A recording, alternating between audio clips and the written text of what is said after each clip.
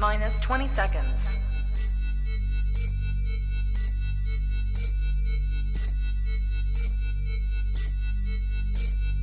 10, 9, 8, 7, 6, 5, 4, 3, 2, 1, 0.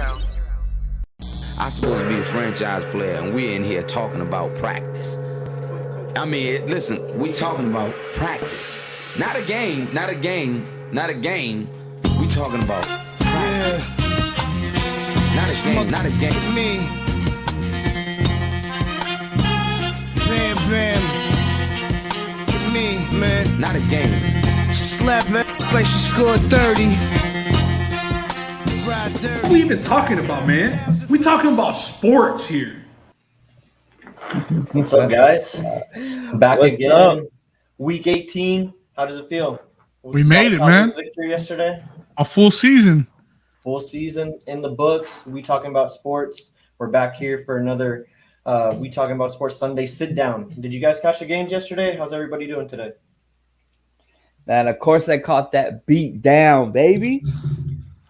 Zach breaking records, throwing tutties left and right. Super Bowl time. That's all I gotta say. That's my quarterback. That's my quarterback. Quarterback. Where are my TO sunglasses at, man? What about you, Justin? You're talking about you had the wings on the grill. Yeah, you know, so we're perfecting these wings. We're getting them down. Finally got that crunch, that crisp on the skin that I wanted, but I didn't get the flavor into it. For some reason, whatever I added didn't really penetrate the wing as far as flavor goes. It was like a 7. I still need to get there. I'm chasing that elusive high of that 10 that mark that I'll give wings, you know. We got the playoffs coming up next week, so you gotta step it up a notch on those wings. And what about you, Ben? How's it going, man? Yeah, man. Real quick, shout out Rick. First here in the comments section, our fantasy champ. We'll get into that a little bit later, but I'm doing all right, man. Enjoyed the football yesterday. Played a little golf. Looking forward to figure out the seeding for the playoffs today. Yeah, you were talking about you almost had an eagle yesterday on your golf trip. What was that on? A par 4 or par 3? Par 4. I played one hole, the whole of my life, but the other ones were just, man, fuck this, and I hate golf. And, you know, That's usually how it is. So, well, you got out there despite the weather, so I got to give you props for doing that. But yeah, man, Saturday we got some football, some NFL football, which we otherwise wouldn't have had, and thankfully we did because there's no college football. We got the national championship coming up. But without further ado, let's get to the games real quick before we get into Week 18. So Dallas, as we were talking about, they took care of Philly, NFC East rival. They lock up a 12-5 record, I think, on the season. They beat them 51-26, and the highlight of the game was Dak going 5 touchdowns, 0 picks, and breaking Tony Romo's single-season passing touchdown record with 37 touchdowns to Tony Romo's 36. Took an extra game to get, but definitely glad to see it because the Cowboys look like they're heating up going into the playoffs. I know the Eagles probably didn't have a lot of incentive yesterday, but always good to see the offense rolling. So did you guys have any major takeaways for the game? I'll go with Ben here because he's not the Cowboys fan. What did you think of the game, just watching it? Anything to look forward to for the Cowboys in the playoffs?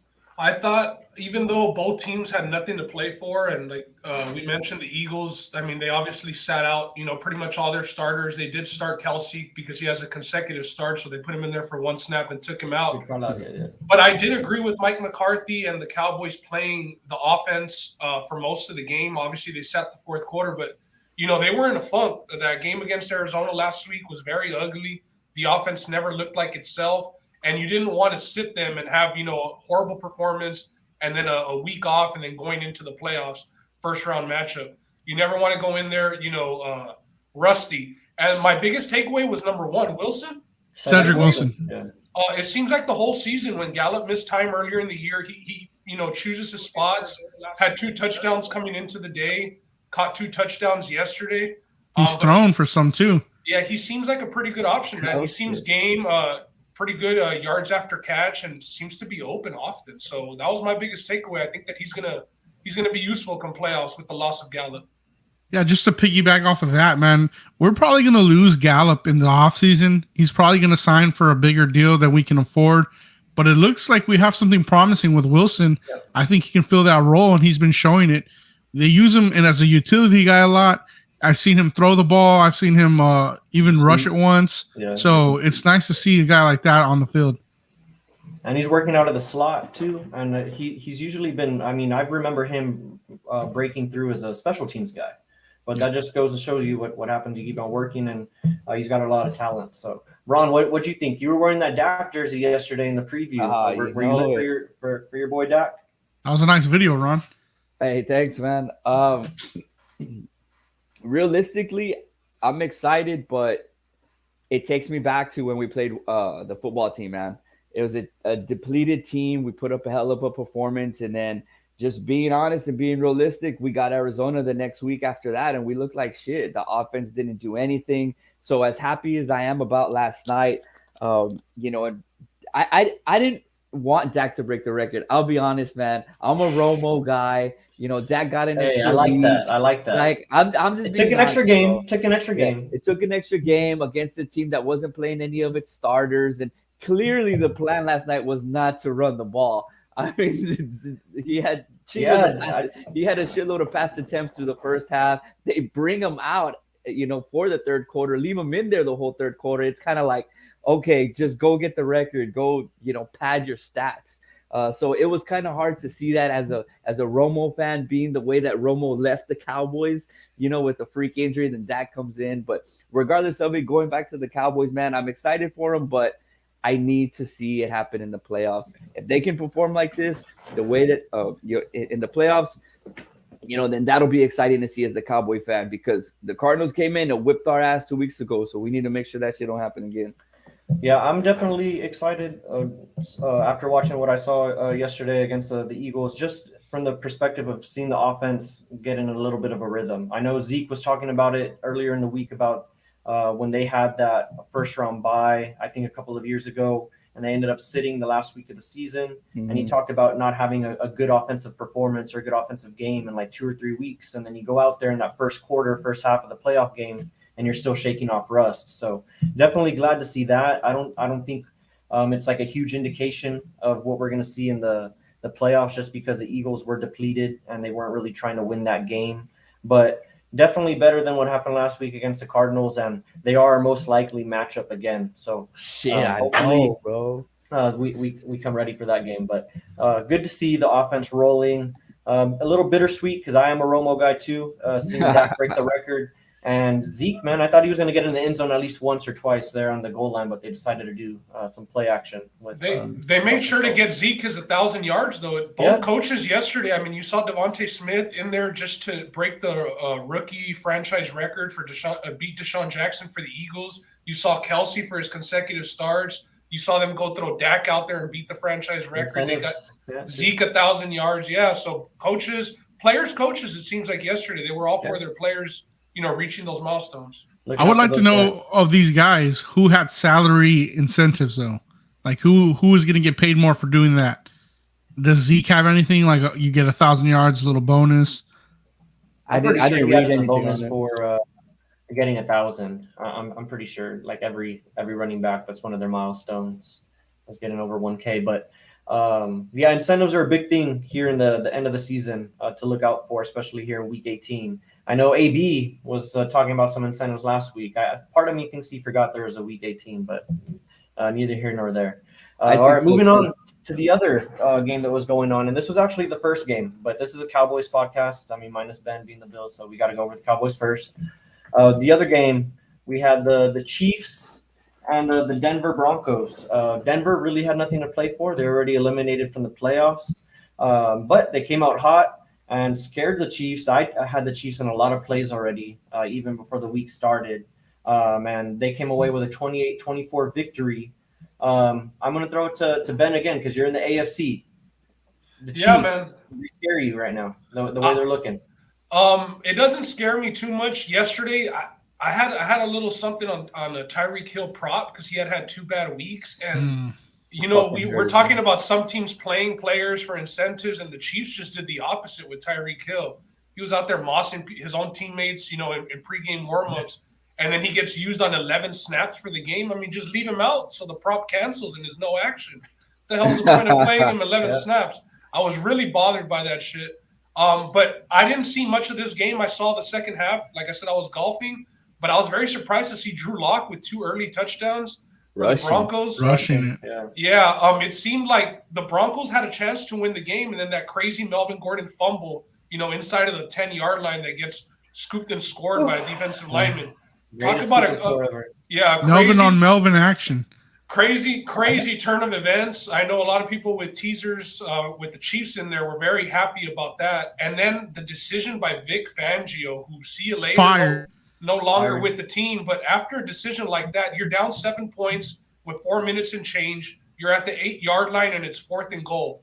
Why are you kicking a field goal? Your season's done. I mean, don't you want to go out competing? And then they kick the field goal, go down 4 and never see the ball again.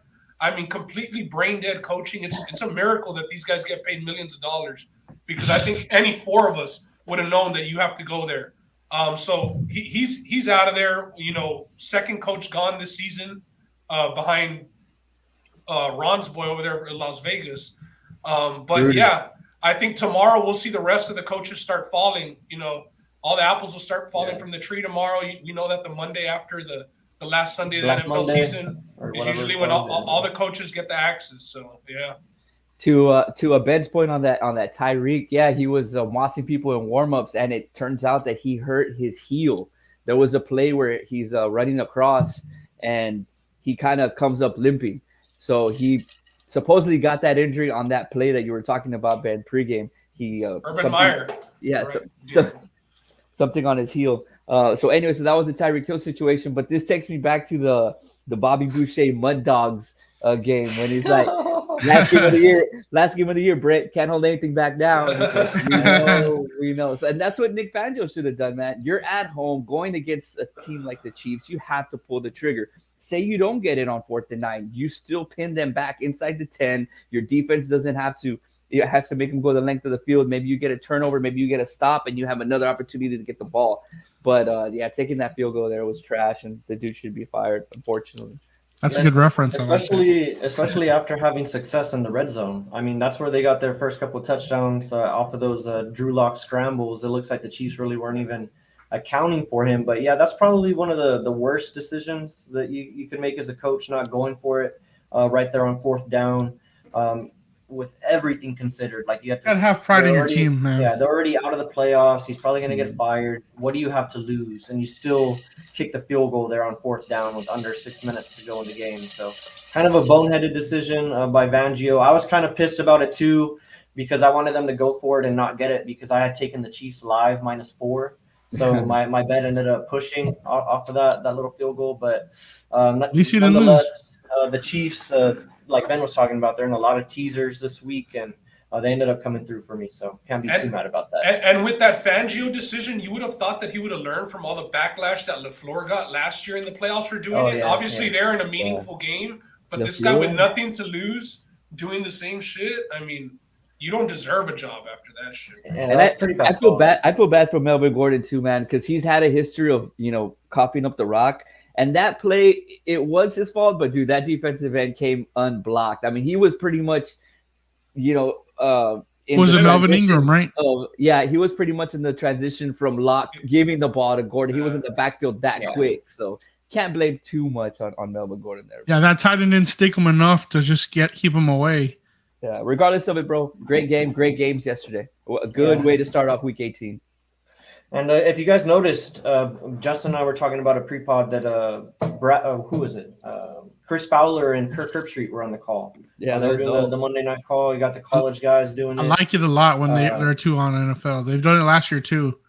I like the way Kirk Herbstreit calls the game. I like the way he gets into it. Keeps it pretty simple. But just speaking about the college before we get into Week 18, you guys looking forward to Bama versus Georgia? We already went over it a little bit, but anybody changing sides before we get to Monday? Hell no. Roll Tide. That's all I got to say. The only thing I do have to say about the game is the line has changed. It opened up at 3. It's at 2.5 now. I need to check, but the last time I checked, it did move half a point, so I can see Vegas and the line moving toward Bama.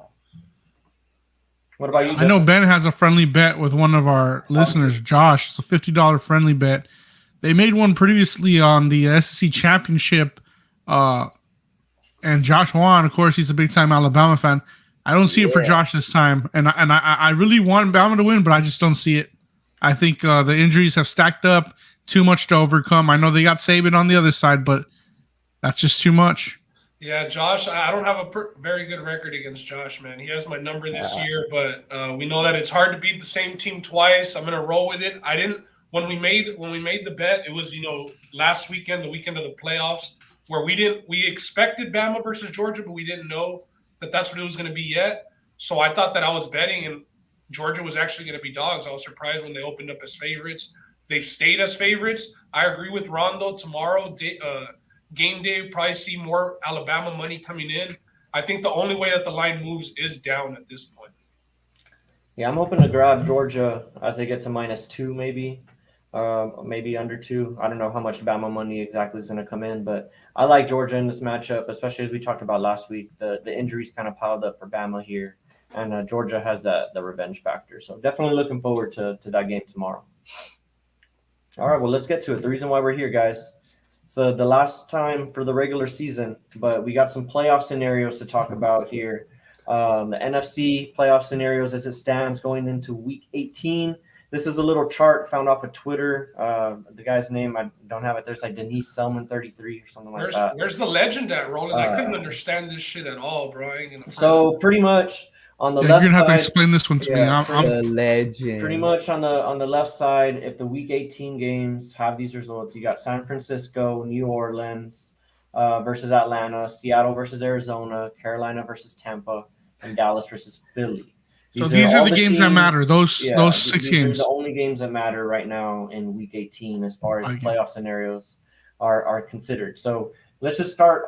It's kind of from the right here because Dallas already played. Let's just start with Dallas and Philly. So Dallas going down, if you have them selected here as any of these 3 slots, that means Dallas won the game. So from that point, you go to the next scenario. Like you go to the right to the number 5 versus number 4, 6 versus 3. So let's just throw out a scenario here so you guys can see what I'm talking about. So Oh wow! So Dallas could potentially go up to the 2 seed. If, potentially. So if yes, this is- Arizona wins, Tampa Bay wins, San Francisco wins, the Rams Correct. win, and Philly wins. correct. Now All you of get that- it, man. Ron Yeah. has a hold of this. I still Yeah. don't. I just see Dallas's little gray square. I'm just nodding my head Yeah. too, Justin. I still don't Yeah, understand. see, this shit. Ron, that's exactly how it goes. So Yeah. and then in the second blocks on the left side here where the cursor's at, these are all the outcomes. So if the Rams win, New Orleans wins. Oh shit, my bad. If the Rams win and New Orleans win, nothing else really matters. The matchups are going to be set. Green Bay is going to be number 1.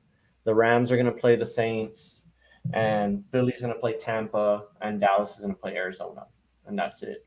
So then going down to the next one, it's LA, Atlanta. Then nothing else really matters in Philly, but that's really irrelevant because Philly just lost. But that's kind of how it works. The outcomes here on this side determine what's going to happen on the right side. Gotcha. So from pretty much what you can tell from this chart is Dallas's most likely matchup is Arizona, unless Seattle, Carolina, and San Francisco all win today, because then they can bump up to the 2 seed. But that's probably not going to happen. And there's an outside chance they played San Francisco if Seattle, Tampa, and San Francisco win. But that's pretty much it. These are all the scenarios. Kind of a confusing chart.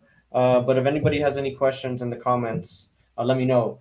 Now that you said that it's confusing, I don't know what you guys are going to think about this next chart because the AFC is a complete cluster.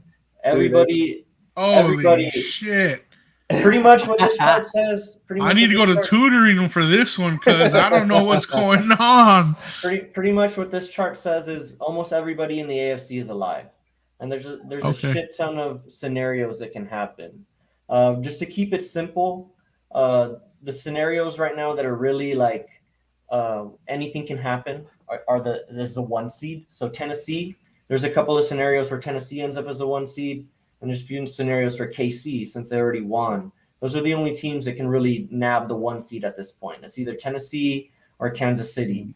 So you got to think about Tennessee. They're getting back Derrick Henry. That 1 seed can be pretty good for them. Yeah. Especially because you think about AJ Brown was hampered all year, and Julio Jones. I don't know what the status is with him, but getting back Derrick Henry and that bye could be crucial for Tennessee. So that's pretty much what this chart's saying. It's either Tennessee or KC in the 1. Brown's And been then- balling too for him at the receiver spot. AJ Brown, yep. Yeah, he's been balling. And then just to go to the back end of the chart, just to speed things up here, you have the people who are fighting to make the playoffs. So the 7 seed is really interesting in the AFC because The Look Steelers at how much can get in. movement there could be there. yeah, Buffalo can Sheesh. end up in the 3 seed or Buffalo can end up in the 7 seed, depending what happens today. Like if some crazy shit happens That's today, crazy, bro. Buffalo can find themselves all the way in the 7 seed. But yeah, you got to look at team like, for example, like Ben's team here, Buffalo.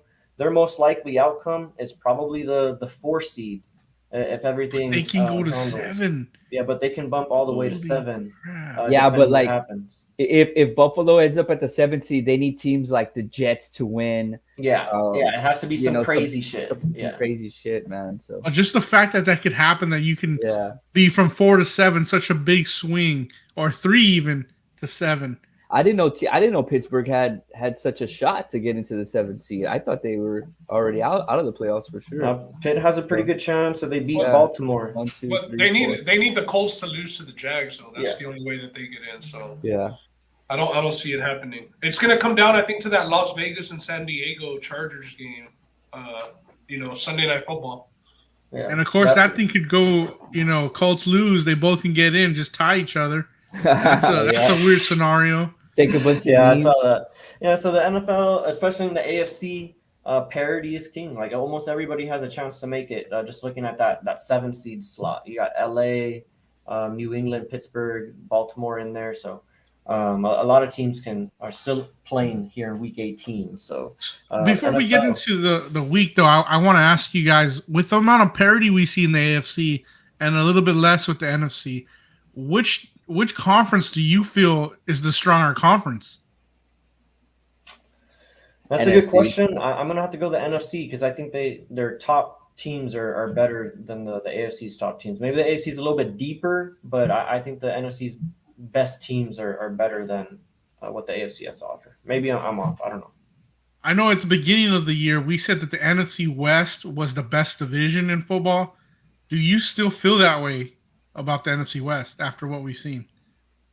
I still think they are. I mean, if you look at it, they're the only division here that has a chance of getting 3 teams in there. So, got to give it to the NFC West. And I guess the NFC too. Before we move on, Green Bay already got the 1 seed locked up. So if you guys are looking at betting Green Bay or the Lions, look for motivation there. Yeah, and just the number 1 seed for the AFC. Obviously, the Chiefs starters were out there yesterday because they do still have a chance of getting the number 1 seed. With the Tennessee Titans lost today to the Texans, the Titans are laying 10.5 though, and we talked about it a couple of weeks ago about Vrabel and the job that he has done there. I mean, we saw them lose Derrick Henry. We thought it was going to be over. They were out Derrick Henry and AJ Brown at the same time, and Julio Jones. Still, they managed. They're here in the 1 seed, favored by double digits. Just got a win to lock it up. They already brought back Henry, and then he has another 2 weeks off before playoffs. This is like a dream scenario for the Titans, man. And it's hands down coach of the year, I think, for Vrabel. Yeah. I don't think that. I mean, maybe the Green Bay coach, but with the job that he did this year and the roster that he had, I think it's going to be pretty unanimous that Vrabel's the coach of the year. Shit. And we may not have called it this way, but we got to give ourselves a little pat on the back because we were on the Titans preseason in our AFC North breakdown. Granted, the AFC North, AFC North, the AFC South is what it is, but we were on the Titans, so got to give ourselves a little pat on the back. Although we didn't call it with Derrick Henry going down with a foot injury and AJ Brown being out a lot of the season and Julio Jones, but hey, it got there. And we'll talk about our picks here, our season-long picks at the end of the pod, but just kind of shout that out. Breaking news real quick. I don't know if anybody, or maybe it's old news to me, but it just popped up that Aaron Jones is out for the Packers today. See, there you go. We just talked about motivation. The Aaron Packers Jones is out. Just in case you have him in your fantasy team. Yeah, they're That down is to like breaking 3 points. news. Yeah. That is breaking news, Robert. They're like a 3-point favorite right now, so maybe that line will move a little bit lower as we get closer to kickoff. All right, well, without further ado, it's Week 18. Let's get to some weather real quick. Really not much to talk about. We've got a lot of teams playing in the Dome. Some pretty important games are being played in the Dome today. The Niners and the Rams are going to be in the Dome. The Cardinals game is going to be in a dome, and so is that Raiders game. So that's really all I got to point out. Real on quick, that Bills game. yeah, real quick on your weather. I know the Pittsburgh and Baltimore game should have ugly weather. It should rain.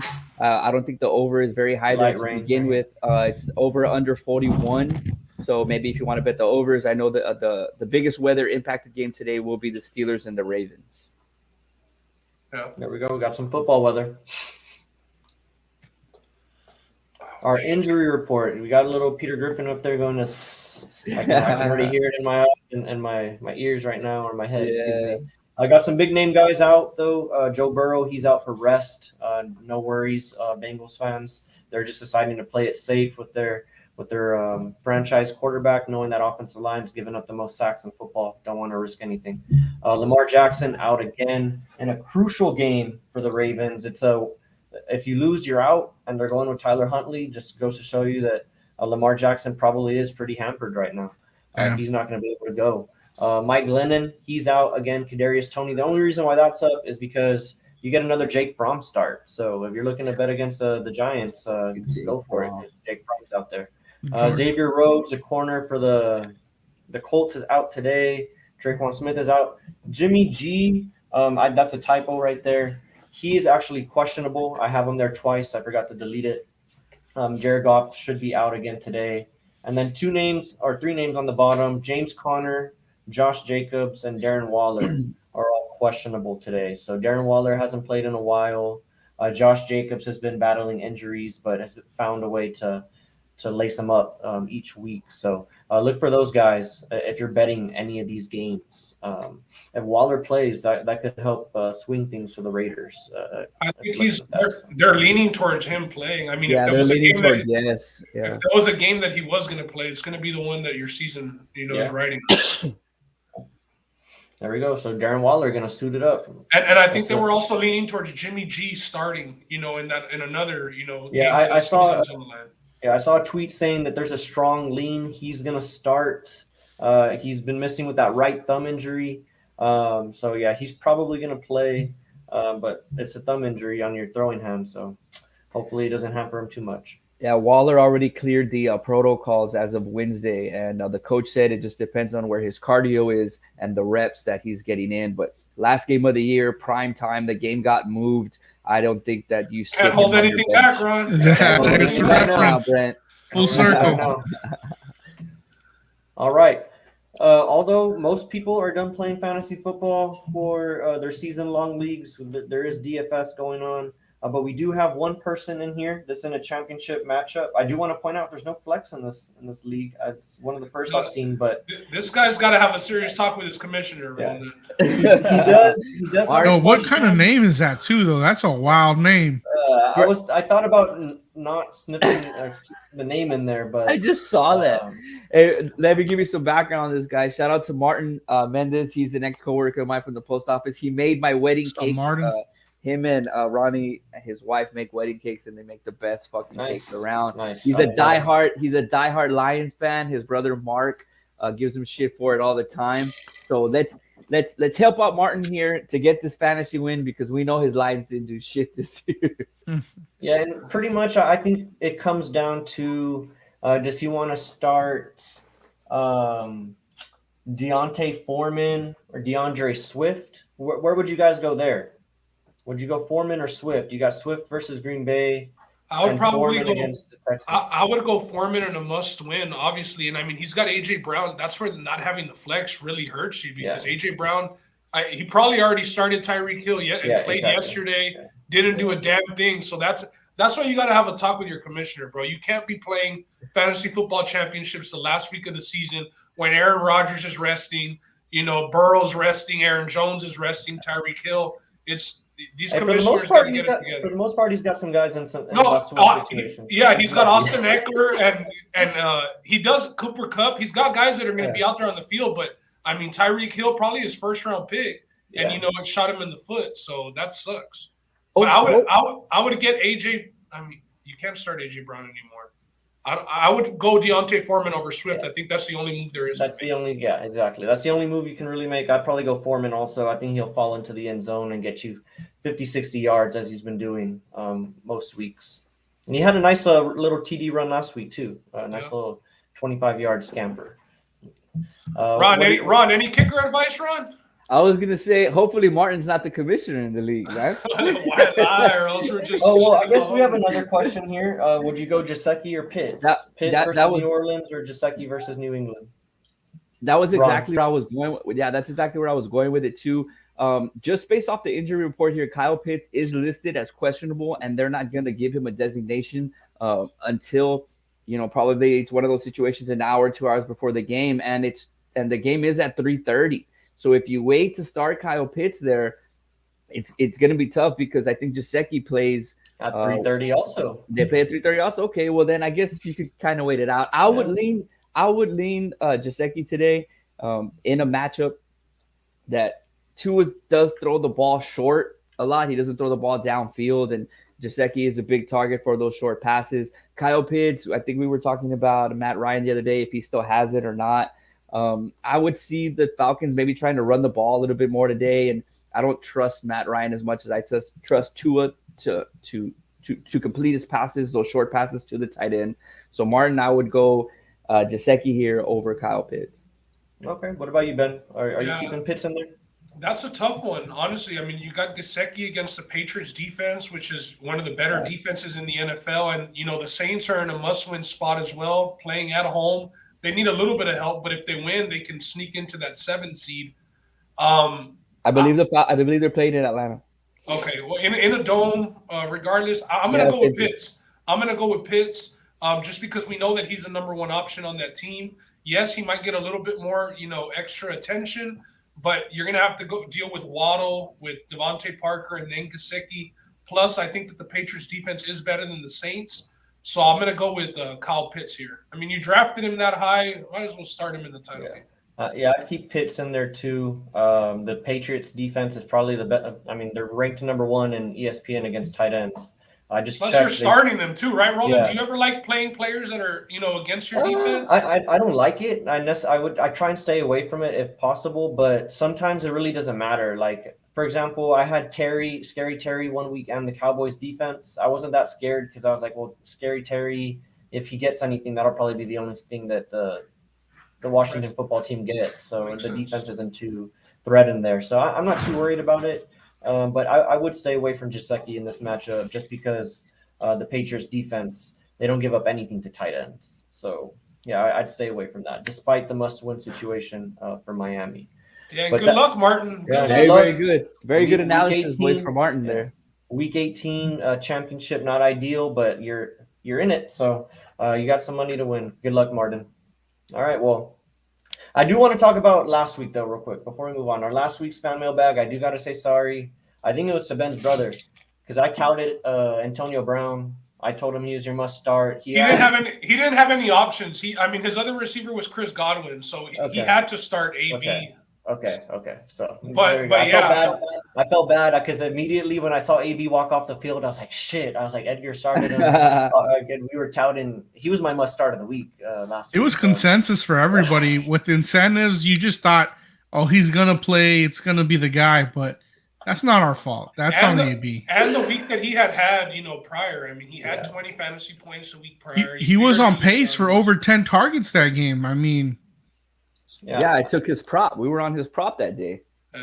We all took that L with Edgar, bro. Yeah. We all took that L. That was tough, but I immediately thought about that. I was like, dang, he started him in his championship. And I know a couple of other people who had him starting. Edgar, and he's also playing. It's like a 2-week championship. Yeah. So last week was the first week. He's still playing this week. We already had a talk with that commissioner too, guys. Don't worry. But Ben, are you in that league? Do you know where he's at as far as that Super Bowl goes? Yeah, he's down like 30 points. All right, he's got a chance. He's gonna need some work this week. But week. he has like Aaron Jones. He's out. Yeah, he has some of the guys that are out. So kumbaya. That's all I gotta say. Baby. Shout out Edgar. We're having a kumbaya right now. We're having a kumbaya right now. There. AB. Well, that's a discussion for another day. Yeah. What do we got next, man? All right. Well, we got some congratulations to give out. Here it is. The fantasy football season for the We Talking About Sports Year 2 Fantasy Football League ended last week. We're in week 17, and we named a new champion. So we got to give it up to Rick. He won the Congrats, league. my boy. He beat Andrew Sanchez there, Ramathorn, and Rick was the Alcatraz Escapees. I guess that has to do San Francisco. There, I like that name. Two of the nicest guys that you yeah. could get in the championship. Rick's fantasy, always by in the way. comments. Shout out It was to good Rick. vibes in the championship, Yeah. wasn't it, Ron? It was, man. Great It was vibes. a battle of the nice guys around, right? Yeah. He ended up winning 9-6 regular season record, so he was up there all year. A total of over 1,600 points scored. So not the most points scored, but sometimes you need that. Need a little bit of luck to get there. Yeah. But he won with a high score, 155 to 114. So He shout went out off. Rick. Shout out Rick.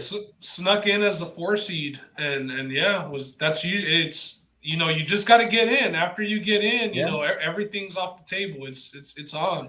And his team scored the most points in both weeks of the playoffs. There, 133 and 155. So he got hot at the right time. I know he had. Did he have Debo on his team, or did he just want a Debo jersey? No, he had Debo and Kittle. Yeah, there you go. Shout out Rick. And he held on to Kittle, so shout out. Yeah, he will be getting a Debo jersey though. Like I said, last time I went to his place, he was wearing a Jimmy Garoppolo jersey, and I was trying to get him to take that shit off, but he wouldn't. Yeah, we need to upgrade him then. Yeah, we're gonna get him a Kaepernick jersey. Wait.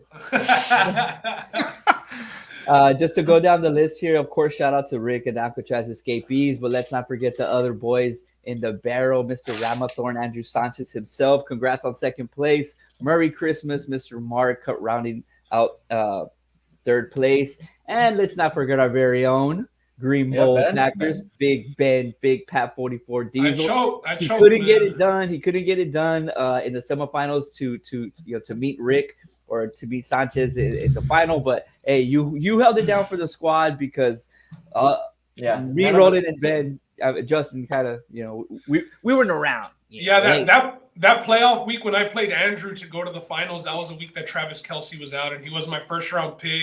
I obviously, relied on him chingos, but yeah, man, Andrew Sanchez, he rode Jonathan Taylor.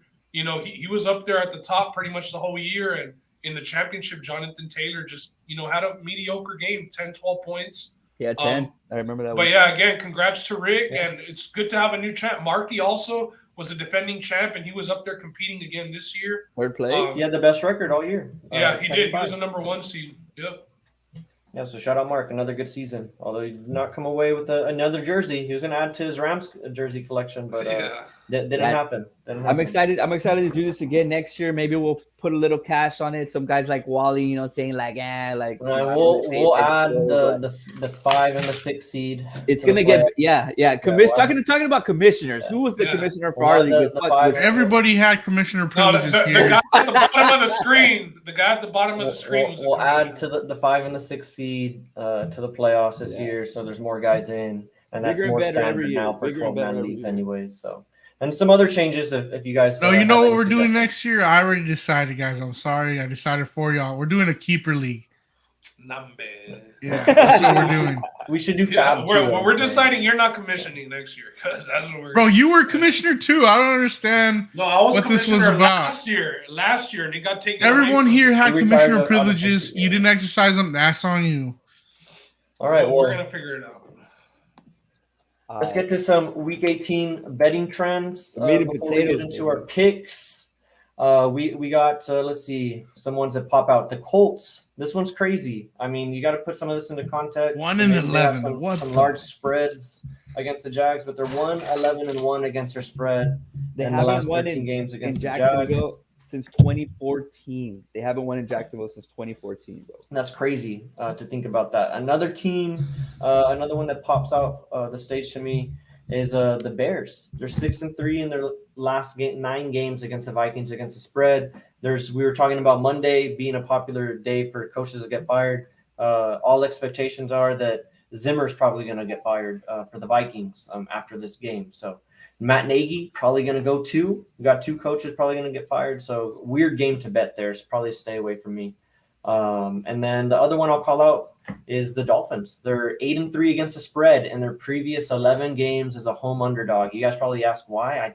You get that South Beach home field advantage. You got guys going down to South Beach, so they probably party a little bit the night before, get into some things that they usually don't. I know it helps the Heat. Looks like it helps the Dolphins here.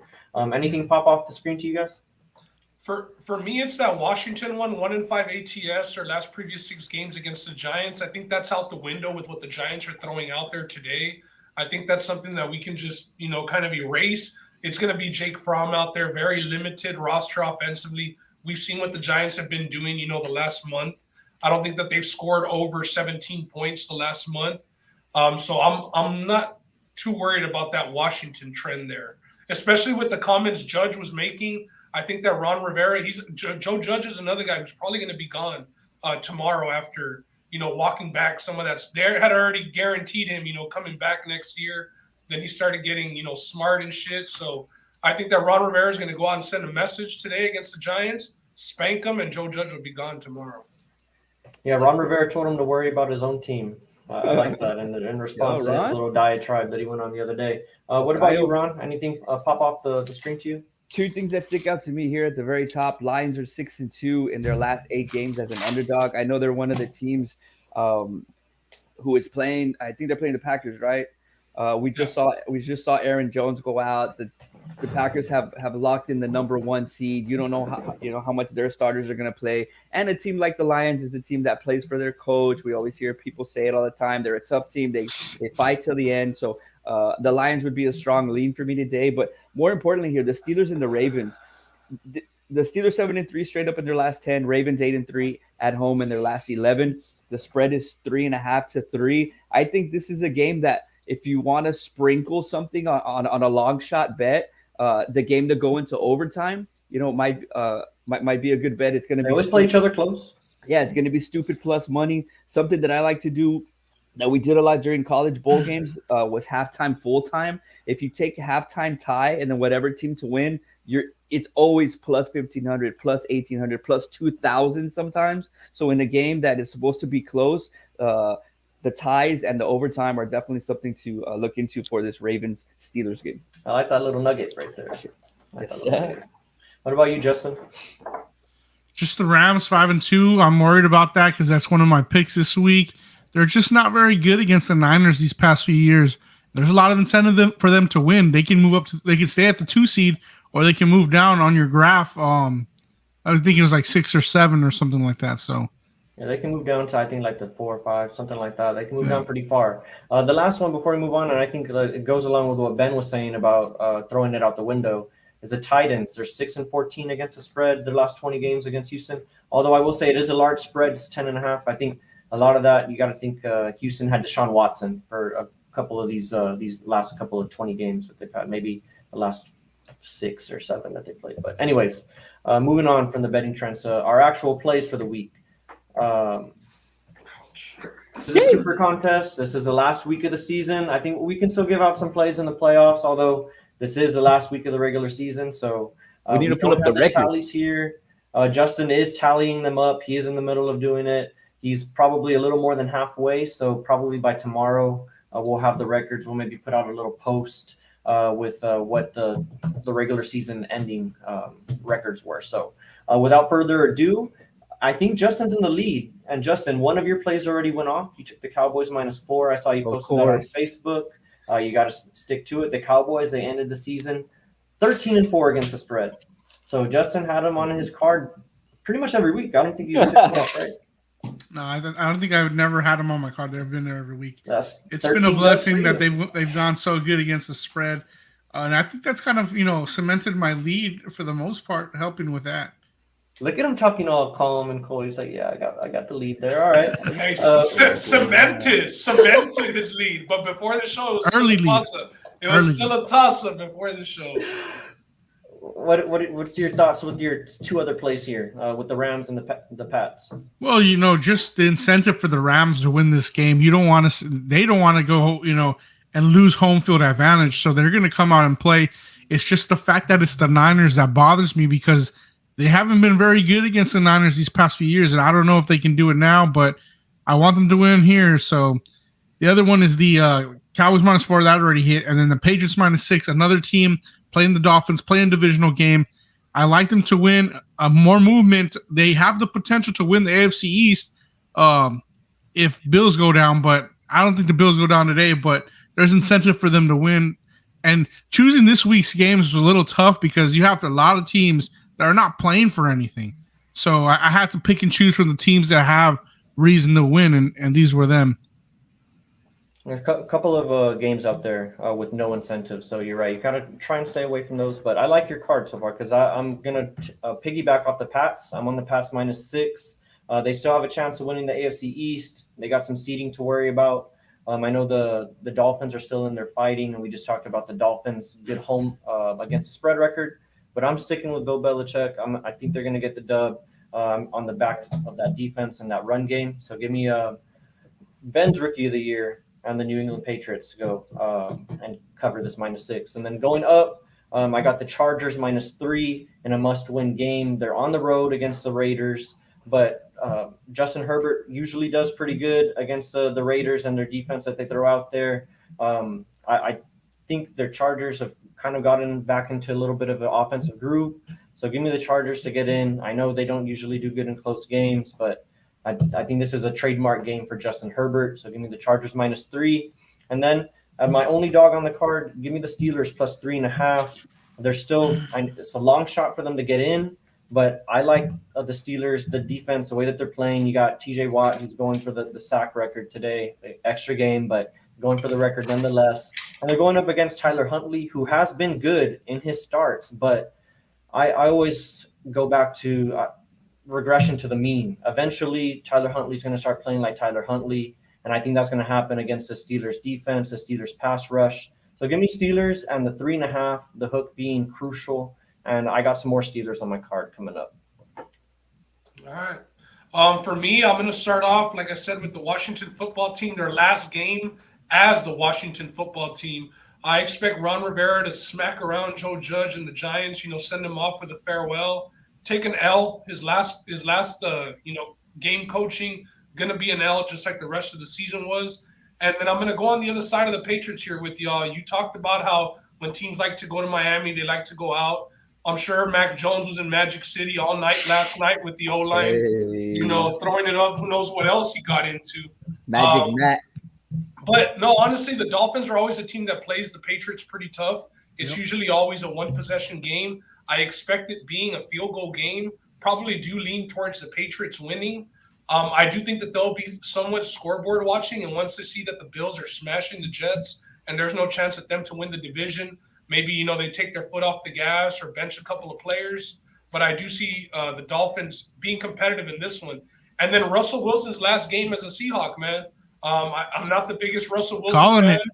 Yeah, last week he did go off. I was on the Lions, and man, was I wrong there. They went up and put up their first 50 piece of the season. But this is Russell Wilson's last game of the season against the Cardinals, against Cliff Kingsbury, a division game. Going to be looking to win. I'm going to take the Seahawks to, if not win, be in a close game. And I'll let y'all get to Ron and his math equations that he's got over there in parentheses. I like the 5.5 with Seattle. They're a good teaser piece too. So I might have them in some plays. All right, so here it comes, man. The meat and potatoes, Week 18, NFL. My 3 picks. Well, let's start off with the Baltimore Ravens, and the reason that I have this is because when I was started this, the Ravens were 3.5. Now officially, as of 11:02 a.m., the Ravens are -3. So I would jump all over that. Reason being, man, the Ravens, they've lost 4 or 5. But also they have the number 1 rushing yards allowed per game. So Najee Harris, I don't think is going to be a big factor today. They're 3rd in yards per carry. So their secondary is where it's bad. But the receivers for the Steelers are a little bit banged up. I think Johnson is active today. I know he was kind of getting some news for not playing today, but Deontay Johnson is in for the Steelers. However, man, just based off trends, the Ravens are 4-1 against the spread after a loss, and they're 8-3 at home. Steelers, on the flip side of it, are 0-4 after a win, and they came back on the Ravens their last game to win 20-19. So the Ravens were up that whole game. Also, their That's last the game they went for 2 when they missed. Yeah. Yes, correct, perfect. And the last game against the Browns wasn't. I mean, it was Big Ben's last game at home, and you thought they were going to put a whooping on the Browns, and the Browns came back late in that game with Baker's shoulder being messed up and a really kind of depleted Browns team. So Nothing to play for. Yeah, so the Steelers team did not impress me last week, and now they go into Baltimore. The weather's going to be bad. Baltimore's 0-3 against them, so they're due for a win. And I think the home crowd, Harbaugh, he's kind of had some instances where he's kind of been a little bit expressive about how he feels openly towards other coaches. He's had a frustrating year, so I think they go all out and they take care of the Steelers today. I'm on the other side of the night game, the nightcap primetime game. As Roland, I'm going +3 for the Raiders. Reason being here is that the point differential this year, the Chargers are +18 and the Raiders are -68. The Raiders are at home. As we know, John Madden passed away. There's going to be a big tribute to him. There's a possibility of Darren Waller coming back. And I just you're using the Madden angle on this. Ron's over here directing a movie, cause dude, I mean the Chargers. Derek Carr's gonna come from the smoke. The Chargers also. I mean, they've been impressive, but they've had a roller coaster year. Yeah, they did take an L to the Texans. They lost against KC, which everybody does, but don't sleep on the Raiders. They're coming off that Colts win. They beat Denver. They beat Cleveland. So I think they're playing good at the right time, and they both have the same record. They're both 9-7. So it is going to be another close game. The nightcap tonight's going to be great, and I think that the Raiders cover. And then finally, give me Arizona -5.5. 9 of their 11 wins this year have been by more than 7 points. Seattle, we've been talking about COVID. We've been talking about injuries. 4 of the offensive linemen are questionable, if not out. They have 6 defensive players out as well. They're 0-5 versus teams with a winning record, just like Arizona is. And then they're 3-12 against the spread after a win. So I don't think it gets done today in Arizona for Pete Carroll and for Russell Wilson. I think their relationship ends with an L. And those are my 3 picks for the week. And hopefully we cash, man. Well, I'm glad we got through all of our picks, and just I want to point out there's a lot of like I'm on one side, Ron's on another, Ben's on one side, Ron's on another. This matters here in the last week of the season. I don't know what the standings are, but if you want to move up in the standings, you got to be on the opposite side or not be on the same. At least people know they ain't gonna come here and get all of us in fucking kumbaya and agreement on everything. It ain't gonna be like that. Everybody's got their own opinion. Everybody sees a game a different way. Ron would have been better off just saying Vegas is going to fix it. That way Vegas makes the playoffs. See, like Ron, there's more money. Speaking of looking at things differently, like for example, Ron's talking about, and this is just the way you look at things. Ron's talking about the Raiders coming off of 3 consecutive victories. I look at it as the Raiders coming off of 3 like highly contested victories, and I'm expecting for them to come off of their high because they've been in such like a crazy little mode. I just don't know if a team can sustain that over like 4 weeks, but that's just where my mind goes when I see those type of things I'm looking at. So yeah, it's not always going to be all in agreement here on We Talking About Sports. So I'm interested to see what the soundings are though. Hey, Roland, and then Joe T saying I'm hating, bro. How am I hating talking about Mac Jones inside of Magic City? Come on, cuz. I'm painting a movie for Mac Jones. Shit, that's the rookie of the year. I ain't hating. Well, I wanted to ask, do you think that I think this is important because Joe Burrow's out for the Bengals. I think Jamar Chase is going to play. Mac Jones could lock up the rookie of the year with a good showing and securing a good seed for the Pats. Yeah, Roland, and just a little backstory. It's something that me and you have been talking about. I have Mac Jones to win rookie of the year. You have a good number on Chase as well. And Mac Jones was the leader pretty much the whole season, after, Chase settled down after the first 4 weeks. But Jamar Chase goes out and has the fantasy performance of a lifetime last week for people in the championship, 59 fantasy points. 3 touchdowns, 250 yards, double-digit catches, and he goes from a +200 to win Rookie of the Year to now the favorite at minus like 220 or 240. Yeah. Mac Jones threw 3 touchdowns, put up 50 points last week against the Jags, and still Jamar Chase takes that leap over him.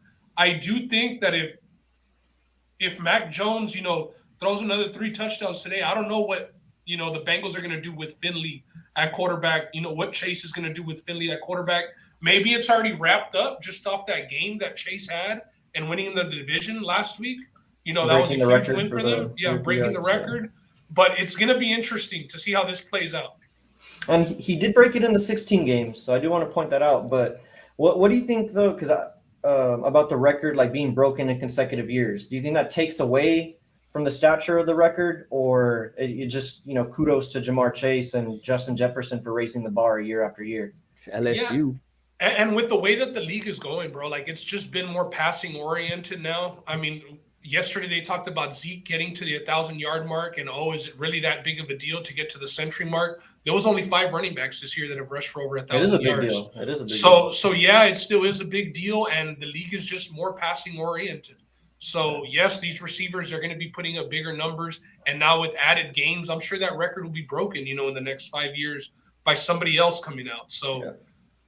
It's just a trend that's gonna start going that way with the way that the game is played now. It's like in the NBA with the 3-pointers, Yeah. Points are just more at a premium now. I think this puts more weight on the running back rushing yards, because like Ben said, now everybody's wanting to throw the rock. Ever since the mobile quarterbacks came in, that's taken a little cloud away from the running backs as well. You have guys like Lamar Jackson, who's the leading rusher on the team, Kyler Murray, also Josh Allen. So you have more weight, I think, on running backs getting to 1,000 yards and maybe breaking single season records there, even with touchdowns, because these receivers, man, and these quarterbacks are just going off, and we haven't had any standout secondary guys like we had in the past. Like when everybody was talking about Revis Island and all these great DBs, and Ramsey Terrell, Trayvon Diggs, Ramsey's doing well. I mean, he's still one of the standout guys there, but I think it's a lot easier maybe for wide receivers now when you have wide receiving corps going 2-3 receivers deep, to where the defense has to spread out and cover all these guys so the main guy can kind of eat. So yeah. Yep, you got to give credit also to those running backs. Can't overlook them. I totally agree there. All right, well, let's just wrap up the betting real quick, because I do have my last teaser for the regular season. Jesus. I'm double dipping on some of my plays. I think the Patriots play is kind of interchangeable. I toggled with them and the Washington football team, but I ended up going with the Patriots, teasing them down to +1. They're still in a must-win situation, and I'm teasing the Steelers all the way to 10.5. I think that hook's crucial. Ron talked about it's a game that he's looking at maybe going to overtime, so I think you get the 10.5. I think you're golden with the Steelers there. The hook is crucial, because even if it's a 10-point game, you can lose on a teaser. So you got to get the 10.5, and the Pats is taking them to win. So that's my last one of the season. If you guys have tailed on any of these, hopefully you've cashed. So let's see. It's week 18. I like it. We got our socials. Follow us on Twitter, Facebook. Thank you guys. We got a couple of followers on Facebook. Our Facebook following's been growing, so shout out everybody there. And then YouTube, like and subscribe. We're also on Spotify and Apple Podcasts, as you guys can see there on the ticker at the bottom. But just some bookkeeping. You guys want to go over any of these plays? Let's just check off and cross off whatever hasn't hit. The AFC South, we checked that one off a couple weeks ago. Missed playoffs, you checked that off. So that's 2-0. 2-0 right there. We lost the CMC. That's 2-1. 2-1. Pending for the Bucks, although it's not looking good with their injuries. The Rams, they're at 11 win or 12 wins already, so we cashed out a few weeks ago. The Ravens, they're not going to get there. They got stuck at 8, and then everything.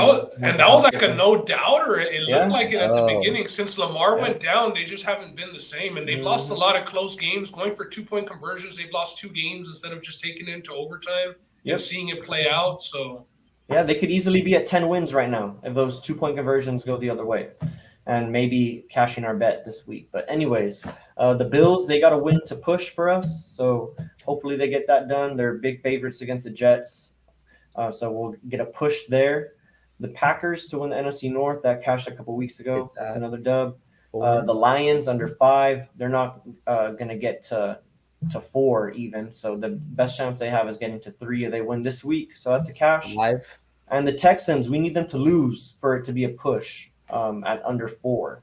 So pretty good, profitable for the season long bets. Yeah. There's 2 losses on the board. I mean, That's it. there's 10 plays. There's 2 losses on the board. 1 push with the Texans. Good scenario to be in. The Titans have to win to get that number 1 seed and lock it up. So 10.5-point favorites. The Titans are looking to push that Texans one, and then we'll just be sitting on the Bucs to win the NFC. We know that's never out of the window with Brady there. Yep. So still alive and pretty good job for our first year. Running that futures at the beginning of the season.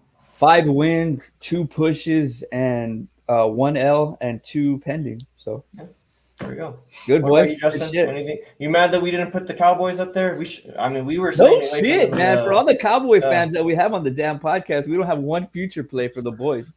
We talked about the Cowboys to win and the Steelers under too. I think we were all pretty low on the Steelers, and that ended up. I don't know exactly what their win total was. They might be flirting with it, Roland. I think they were at 8.5. So they're at 8. They're at 8 wins right now. It Comes down to today, but maybe to miss playoffs, they would have had a pretty good number, like we did with the Broncos. But yeah, man, maybe next year, we'll open it up, and if we like, this year we just did 1 play per division. Next year maybe we'll open it up a little bit more and add to the board. Yeah. What about you, Justin? Any last thoughts on our futures as we cap it off for Week 18? Not really, but I do want to have the conversation since it's kind of up here about the MVP. Any chance that Jonathan Taylor can grab it from Aaron Rodgers? I know it's so hard for a running back to do it. When Derrick Henry went out, I thought that's it. It's not happening this year. But now I feel like there's a small little chance that Jonathan Taylor could take that away from Aaron Rodgers. I mean, this guy had a phenomenal year running the ball and catching it out of the backfield. Any thoughts on that, guys? I don't think he can get there. I mean, he'd have to rush for 300 yards or something stupid, and Aaron Rodgers to get to the 2K mark. Yeah, he'd have to do something stupid, and even then, I don't think he'd get there because didn't Derrick Henry get to 2,000? Or he got to 2,000 and didn't get it. Yeah, he didn't get it. So that's a no for me, unfortunately. And I like Jonathan Taylor. Yeah, man, I would like to see Jonathan Taylor win it. He was on my fantasy team, so I became a bigger fan this year.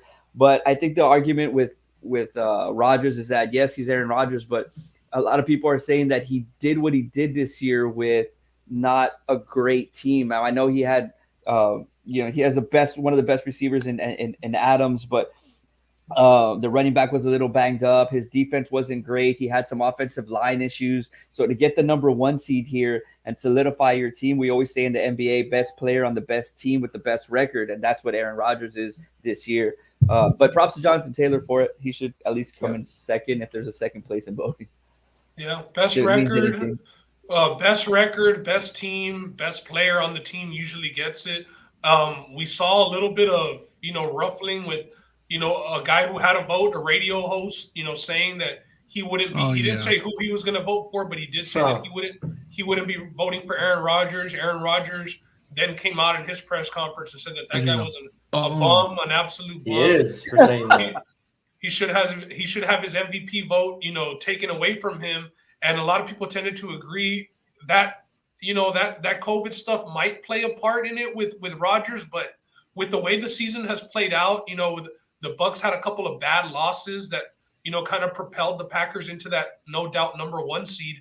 And the odds on Rodgers to an MVP are, at the point to where it's looking like it's no doubt probably going to be him. He's getting up there closer to 5-1. Of course, he doesn't play today, but they have that number 1 seed locked up already. I don't see anybody doing anything that would, get him off of that pedestal. I think the only guy who has a chance is Brady, and that's because his stats are the way that they are this year. He's near the top in almost every passing category, but so is Aaron Rodgers. So I think Aaron Rodgers has it locked up. I have a small play on him, so hopefully it doesn't get taken away from him because that's the only way I can see it. If guys just decide to vote against him because they don't like him, but hopefully that doesn't come into play because, he, no doubt, to me, has been the MVP this year. But you guys got anything before we sign off for Week 18? Before I go, man, just some plays real quick. Jonathan Taylor under 10.5 receiving yards. Carson Wentz under 28.5 passing attempts on some player props for today. And also Rockets and Timberwolves over 230.5. So if you stuck around, you got 3 free plays here. And other than that, bro, week 18, NFL has been great this year. It was my first full season, as a squad, 4 deep, 4 wide here, with the boys that we talking about sports. And it was fun, man. We're not done yet. We still got the playoffs, but the regular season is over. And I had a hell of a time on the podcast, going back to when Roland set up the the divisional breakdowns, man. And we had a very profitable year betting as well. Join us, with Bet King. There's changes coming. That's all I'm gonna say. A different platform, something that's new, and I think that we should all join and we should all start it off together. So shout out to Bet King, and this season was great, boys. Thanks for having me on, and let's just continue to grow, man. It's a great season. What about you, Ben? Any sounding just shots? Ready to finish off the regular season and get on to the playoffs. I know we'll be doing something for that super wild card weekend next week. There we go. Let's get it. All right. And Justin, anything you want to shout out before the end? Just go Bills, man. I want to push that bet. Yeah, go Bills. Yeah. Go Bills. And don't invite us over for wings until they're a 10 out of 10. I will. All right, guys. Well, that's We Talking About Sports, week 18. Good luck, and thank you for signing on with us again. Peace. Peace.